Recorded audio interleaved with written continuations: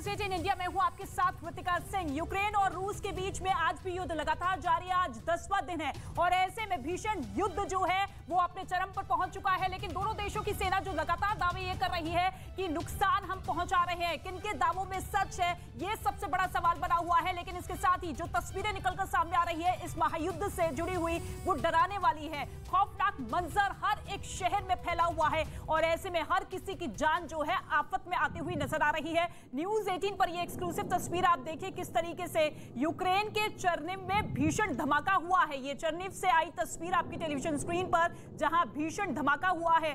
धमाके की ये तस्वीर बीती रात की बताई जा रही है। चरनिव में धमाके के बाद तेज रोशनी साफ देखी जा सकती है। चरनिव में ये जोरदार धमाका हुआ है और इसी तरीके से धमाके वहां पर होते हुए नजर आ रहे हैं। आज 10वां दिन है और ऐसे में जो तमाम देश है वो लगातार कोशिश करते हुए नजर आ रहे हैं कि किसी तरीके से बीच का रास्ता निकल पाए। लेकिन शांति वार्ता होने के बावजूद आप देखिए युद्ध अपने चरम पर पहुंच चुका है। यूक्रेन के चरनिव में ये भीषण धमाका हुआ है। बीती रात ये भीषण धमाका हुआ है जहां पर आप देखिए चारों तरफ किस तरीके से आग के गोले नजर आ रहे हैं। बिजली जैसे कड़कती है उसी तरीके का मंजर यहां पर चरनिव में। कई शहरों में इस वक्त रूस की सेना कब्जा कर चुकी है और लगातार रूस की सेना जिस तरीके से राजधानी कीव को घेर चुकी है, ऐसे में सवाल यही है कि क्या रूस की अब एक अलग स्ट्रैटेजी बनी हुई है, क्योंकि पिछले कई दिनों से घेराबंदी जारी है लेकिन कब्जा कीव पर अभी भी रूस की सेना नहीं करती हुई नजर आ रही है। ऐसे में किस मंशा के साथ पुतिन की सेना आगे बढ़ रही है? क्या कुछ समझौते रूस की सेना या यूक्रेन की सेना के बीच में हो सकते हैं? क्योंकि दोनों सेनाओं के अपने अपने दावे हैं। दोनों देशों के राष्ट्रपति ये कह चुके हैं कि हम झुकने को तैयार नहीं है। तल्ख तेवर लगातार जारी है और इसी आक्रामकता के साथ दोनों देशों के बीच में ये भीषण युद्ध। ज़ेलेंस्की जो कि लगातार ललकारते हुए नजर आ रहे हैं पुतिन की सेना को, और दूसरी तरफ पुतिन की सेना जो कि अपने पूरे मनोबल के साथ आगे बढ़ती हुई नजर आ रही है। साजो सामान भी रूस की तरफ से पहुंचाया जा रहा है।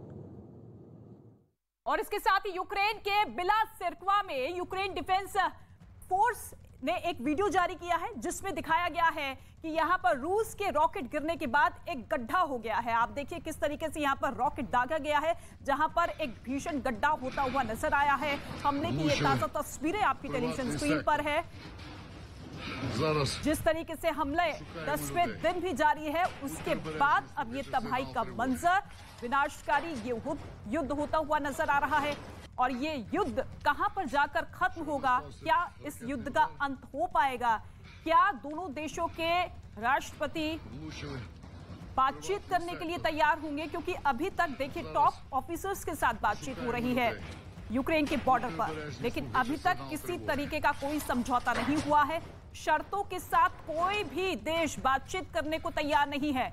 लेकिन जो हमला हुआ है उसकी ताजा तस्वीरें देखकर लगता है कि वहां के आम लोग पूरी तरीके से मौत के साए में जीने को मजबूर है। और इसी तरीके से 10 दिनों से जो तस्वीरें निकलकर सामने आ रही है, क्योंकि 24 तारीख को इस युद्ध की शुरुआत हुई। और बड़ी खबर आपको बता दें, साइबर डिफेंस का हिस्सा बना है यूक्रेन।